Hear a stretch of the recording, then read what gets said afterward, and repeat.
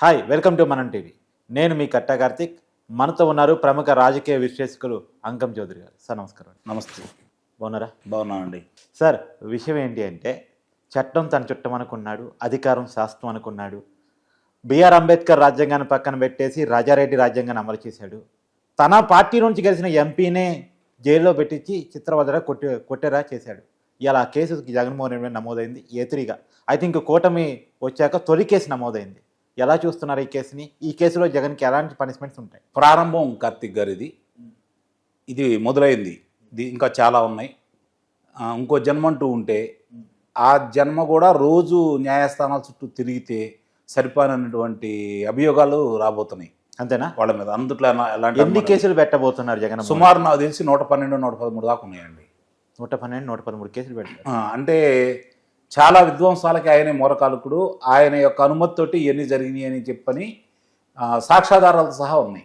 అంటే నిన్న పేరు నాని పెట్టాడు, ప్రెస్ మీట్ పెట్టేసి ఇదంతా ఎర్రబుక్కు కేసులు, ఏమీ కావు ఇవి అని చెప్పేసి మాట్లాడాడు. మంచిదేగా. అదే ధైర్యంతో ఉండమనండి విదేశాలకు పారిపోకుండా. అదే ధైర్యంతో ఉండమనండి విదేశాలకు విదేశాలకు పారిపోతాడనా? నిస్సందేహంగా అనుమానం ఏముంది దాంట్లో? అంటే ఎడిపోతాడని. కుమార్తె గారిని చూడటానికి వెళ్తారు, మళ్ళీ రారు. గతంలో నేను చెప్పాను, మనమే మాట్లాడుకున్నాము. ఎన్నికల ముందు ఫలితాల దాకా అక్కడే ఉంటారు, ఫలితాలు తిరగబడితే రారు అనుకున్నాం. అంటే ఆయనకు పార్టీ ఉంది కదా సార్? దేనికి ఉంటుంది? ఎక్కడుంది? ఎక్కడ 11 మంది ఎమ్మెల్యేలు ఉన్నారు, ఉంటారు. మరి ఆయన శాసనసభకే రావడానికి ఇష్టపడలేదు. ఇంకా నేను ఇంకా ముఖ్యమంత్రి అనే ఆలోచనలోనే ఉన్నారు. ఇప్పుడు ఆయన ఉన్నటువంటి వాహనాలు కావచ్చు, ఆయనకున్నటువంటి పర్యవేక్షించే అధికారులు కావచ్చు, పరిసరంలో ఉన్నటువంటి ప్రాంతాల్లో అతను మాట్లాడే విధానాలు కావచ్చు, ఇంకా తనే ముఖ్యమంత్రి అనుకుంటున్నాడు. కళ్ళు మూసి కళ్ళు తెరుచుకుంటే మళ్ళీ ముఖ్యమంత్రి అవుతాను అనుకుంటున్నాడు కదా.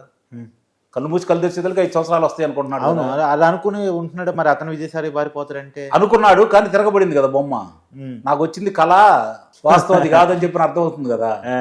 అందుకోసం ఇందాక మీరు అన్నారు రాజారెడ్డి గారి రాజ్యాంగం అని చెప్పని. రాజారెడ్డి గారు రాజశేఖర రెడ్డి గారి కంటే కూడా జగన్మోహన్ రెడ్డి గారి కంటే కూడా మంచివాళ్ళు. చాలా మందికి తెలియని విషయం ఏంటంటే, కొడుకు రాజకీయ భవిష్యత్తు గురించి ఆలోచించేసి నేరాలన్నీ తన మీద వేసుకొని, కొడుకు రాజకీయ భవిష్యత్తును దృష్టిలో పెట్టుకొని అతను ఆహుతైన వ్యక్తి రాజారెడ్డి గారు. రాజారెడ్డి గారితో పోల్చకూడదు ఇతన్ని. రాజారెడ్డి గారి దగ్గరికి ఎవరన్నా వెళ్తే ముందుగా ఆయన దగ్గరికి వెళ్ళి వాస్తవాలు ఏం చెప్తే వాళ్ళకి న్యాయం జరిగేది. అది అక్కడ ప్రాంత ప్రజలు చాలా మంది తెలుసు. కొన్ని అకృత్యాలు జరిగితే జరిగినాయి, వాస్తవమే. నేను ఈ పదం ఎందుకన్నానంటే, టీడీపీలు ఆరోపించేది ప్రతిపక్షాలు వీళ్ళకి కూడా తెలియక మాట్లాడుతున్నారని నేను అనుకుంటున్నాను. అంతేనా? ఇప్పుడు వ్యవస్థలనే ఎప్పటి నుంచి నాశనం అయిపోయింది చెప్పండి. 2004 రాజశేఖర రెడ్డి గారు ముఖ్యమంత్రి అయిన కానించే కదా. అంతకుముందు కాంగ్రెస్ పార్టీ వాళ్ళు ముఖ్యమంత్రులు ఉన్నారు కదా. మరి అప్పుడు మధ్య లేని మనిషి గురించి అప్పుడు ఎందుకు రండి, ఇప్పుడు జగన్మోహన్ రెడ్డి గురించి చెప్పండి. అదే చెబుతున్నాను. అంటే అక్కడి నుంచి మొదలైన ఆ వేళ్ళు అనుకుని ఆనాడు వచ్చినటువంటి అధికారులు, ఆ రోజు ఆయనకి అనుకూలంగా పనిచేసిన వాళ్ళు ఇప్పుడు ఇక్కడ మొదలు పెట్టారు కదా.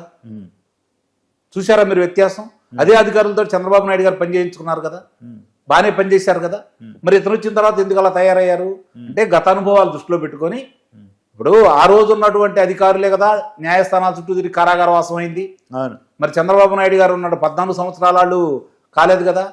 మరి గవర్నర్ ఏది మన ఆర్బీఐ గవర్నర్లు అయ్యారు, వివిధ శాఖల్లో పదోన్నతి పొందారు, కేంద్ర సంస్థల్లో చాలా మంచి మంచి పదోన్నతులు సాధించారు. మరి విజయరామారావు గారు లాంటి వాళ్ళు సిబిఐ డైరెక్టర్లు అయ్యారు. ఇప్పుడు నా బాధ ఏంటంటే, ఆ రోజు జగన్మోహన్ రెడ్డి గారు అక్రమాస్తుల కేసులు ఇరుక్కుంటే ఒక ఐఏఎస్ అధికారి, ఒక మహిళ శ్రీలక్ష్మి ఆ కేసులు ఇరుక్కున్న విషయం తెలుసు, అనేక మంది అధికారులు ఇరుక్కున్న విషయం తెలుసు. ఇవాళ కూడా జగన్మోహన్ రెడ్డి గారి చర్యల ఫలితంగా ఇద్దరు ఐపీఎస్ అధికారులు, ఒక డాక్టరు, వీళ్ళు కూడా ఈ కేసులో ఇరుక్కున్నారు. అంటే ఎందుకు అధికారం జగన్మోహన్ రెడ్డి బలి చేస్తూ ఉంటాడు పదే పదే? ఇంకొక మర్చిపోయారు మీరు, వెంకటరెడ్డి గారు, వాసుదేవరెడ్డి గారు. అవును, వాళ్ళు కూడా. అంటే ఈ పర్టికులర్ కేసులో నేను అన్నాను, అదే ఇతర కేసుల్లో కూడా. అంటే ఇప్పుడు ఏమవుతుందంటే, వాళ్ళు ఏమనుకున్నారంటే, ఇటు 23 స్థానాలకు పరిమితం అయిపోయింది, 151 స్థానాలు వచ్చినాయి వీళ్ళకి. మళ్ళీ ఒకవేళ ఎన్నికలు జరిగేదన్న వ్యతిరేకత వచ్చినా కూడా 10-20 స్థానాలు తగ్గినా కూడా మళ్ళీ ముఖ్యమంత్రిగా ఈయనే ఉంటాడు. ఈలోపు మన పదవి బాధ్యతలన్నీ పూర్తయిపోతాయి. ఇది నిజంగా కథ, ఇది నిజమైన కథ. నిజంగా ఇది వాళ్ళు కన్నా కళ ఇది. ఇప్పుడు కళలన్నీ నిజం కావు కదా. అంతే కదా. కళ్ళనేవి ఊహా చిత్రాలు, దాంట్లో రకరకాలుగా వస్తా ఉంటాయి. మన మనసు ఎలా ఉంటుందో కళ్ళు కూడా అలా వస్తాయి, గుర్తుపెట్టుకోండి. మన మనసును బట్టే కళ్ళు వస్తాయి. కాబట్టి ఆ కళ్ళు నిజం అనుకున్నారు వాళ్ళు, అంటే వాళ్ళ మనస్తత్వం నిజం అనుకున్నారు అది. కానీ ఇక్కడ పరిస్థితి వేరు కదా. ప్రజలు విఘ్నులు. కొన్ని విషయాల్లో కొంత అంటే జరిగే విషయాలను వాళ్ళకి ఏంటంటే, వెనకడికో సామెత ఉంది, బ్రాహ్మణుడు గనక మేకపోతుని తీసుకుని వెళ్తా ఉంటే కుక్క పిల్ల అని చెప్పని చివరికి అది కుక్క పిల్ల అనుకుని 10 మంది కుక్క పిల్ల అంటే అది కుక్క పిల్ల అనుకుని అతను వదిలేస్తాడు. 5-6 చెప్పిన తర్వాత నిజం అనుకుని వదిలేసి వెళ్ళిపోతారు కదా. అలానే వీళ్ళు కూడా ప్రజలు కూడా కొన్ని విషయాల్లో నిజమే కావచ్చు అంటే కొంతమంది సార్. ఇప్పుడు మేమంతా సోషల్ మీడియాకి అండగా ఉంటాం వల్ల కానీ మెయిన్ స్ట్రీమ్ మీడియా మొత్తం వాళ్ళకి అండగా చేసుకున్నారు. బెదిరించో బాగుండండి డబ్బులు పెట్టో ఇంకో రకంగానో అవును మొత్తం నమ్మించే ప్రయత్నం చేశారు. అవును వాస్తవం కదా అది. ఇది ప్రజల దగ్గరికి వెళ్ళదు. ఇప్పుడు సోషల్ మీడియా పుణ్యం అని యూట్యూబ్ వచ్చిన తర్వాత ప్రజల దగ్గరికి వెళ్ళింది. కానీ ఇప్పుడు ఆంధ్రాలో కానీ తెలంగాణలో కానీ ఏబిఎన్ లేదు కదా, ఆంధ్రాలో TV5 లేదు కదా, మహా న్యూస్ లేదు కదా. మరి అంటే ఇప్పుడు ఇంక మొత్తం వాళ్ళ గొంతుకే వినపడింది కదా. అవును కాబట్టి అదే నిజం నమ్ముకుంటారు. మనం టీవీ లాంటి అనేక సంస్థలు ప్రజా గొంతుకులై నిలిచి నిస్సందేహంగా అందుట్లో అనుమానం మీరు చేసిన ఇప్పుడు రాముడికి ఆ రోజు సుగ్రీవుడు హనుమంతుడు వీళ్ళందరూ చేసిన సహాయం లాగానే మీరు అందరు కలిసి చేశారు. చేస్తేనే ఈరోజు ఈ ప్రజలకు చైతన్యవంతులయ్యారు. ఆ స్థానిక పరిస్థితులు వాళ్ళకి అర్థమైపోయినాయి. ప్రజలకు ఇంకా బలంగా వెళ్ళింది. అవును కాబట్టే ఈ ఫలితాలు ఎలా వచ్చినాయి. ఇప్పుడు నెక్స్ట్ ఏం జరగబోతుంది జగన్ అదే దానికి చెబుతున్నానండి. ఇప్పుడు సిబిఐకి సంబంధించినటువంటి 18 కేసులు చిల్లర కావచ్చు, వాళ్ళ వరకు వాళ్ళు సిబిఐ ఈడీ కలిపి వాళ్ళు జరుగుతూ ఉంటాయి. అదేంటంటే వాళ్ళ పరిధి వేరు. ఇప్పుడు ఇక్కడికి వచ్చేతలికి ఇది రాష్ట్రానికి సంబంధించింది. ఈ రాష్ట్ర పరిధిలో జరుగుతున్నటువంటి ఈ కార్యక్రమాల్లో ఈరోజు ఇది దానికి ఆయన కాపాడుకోవడానికి అవకాశం లేదు. అవును వాస్తవాలు కనపడుతున్నాయి అక్కడ, కళ్ళ ముందు కనపడుతున్నాయి. ఇప్పుడు ఒక శాసనసభ్యుడిని నిర్బంధంలో తీసుకుంటే శాసనసభాపతి ఇబ్బంది పెడతాడు.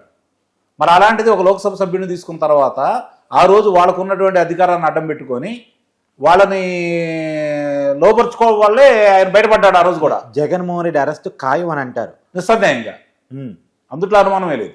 ఇదే కేసా ఇంకేదైనా కేసా? ఇంకా వస్తాయండి. ఇంకా 3-4 బయటకు వస్తున్నాయి ఒక్కోటి. వీటన్నిటికంటే కూడా కేంద్ర ప్రభుత్వం పర్యావరణ శాఖ వాళ్ళు ఎక్కువగా శ్రద్ధ పెట్టాలి. ఎందుకంటే భారతదేశం స్వతంత్రం వచ్చిన తర్వాత భారతదేశ వ్యాప్తంగా ఇంత విధ్వంసం జరిగి ఉండదు చెట్లు నరకడం అనేది. అవును భారతదేశ వ్యాప్తంగా ఒక ముఖ్యమంత్రి ఇలాంటి కార్యక్రమం ఎప్పుడు చేసి ఉండడు. దాని మీద పవన్ కళ్యాణ్ గారు కూడా చేసి అదే చెబుతుంది. అది కూడా రాబోతుంది, గుర్తుపెట్టుకోండి.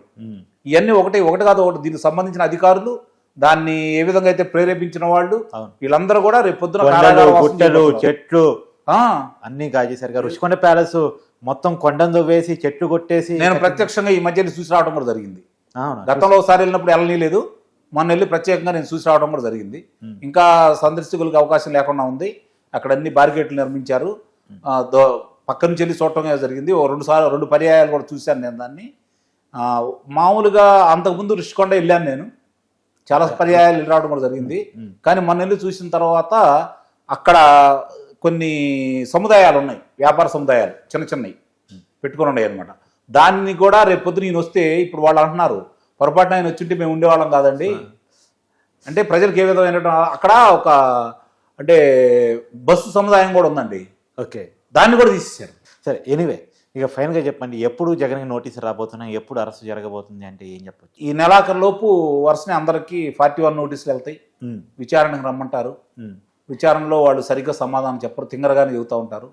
ఎందుకంటే విచారణకు హాజరవుతారా లేదా అనేది కూడా క్వశ్చన్ మార్క్. హాజరు కాకపోతే ఎక్కడుంటే అక్కడ తీసుకెళ్ళి అదుపులో తీసుకుంటారు కదా. ఒకసారి చూస్తారు, 2 సార్లు చూస్తారు, 3వ సారి అయితే అదుపులో తీసుకుంటారు కదా. అవును, చట్టం తన పని చేసుకుపోతూ ఉంటది. ఇప్పుడు పిన్నెల్లి గారిని అందుకే కదా ఆయన్ని ఒకవేళ ఈ ఇబ్బందికరంగా ఉంటే బయటికి రాకూడదని చెప్పి ఆయన వెళ్ళి సాక్ష్యం చెప్పాడు కదా జగన్మోహన్ రెడ్డి గారు. నెల్లూరు అల్లా వెళ్ళి మావాడే పగలగొట్టాడు ఈవీఎం అని చెప్పారు, బలంగా చెప్పాడు కదా, ఇరికించాడు కదా. అంటే తోడు అదే ఒక ఆయనేమో వాళ్ళ కుటుంబంలోనూ వెళ్తే అక్కడ బ్లడ్ తుడుస్తుంటే మా అవినాష్ అమాయకంగా నిలబడ్డాడని వివేక్ హత్య కేసు గురించి వాస్తవాలు బయట పెట్టేశాడు. ఈయనేమో పిన్నెల్లి బాగోతారు మొత్తం బయట పెట్టేశారు జగన్మోహన్ రెడ్డి. అంటే జాతకాలు వాళ్ళే బయట పెట్టి అంతే, పక్కడక్కర్లేదు ఇక్కడ. Thank you Ankam.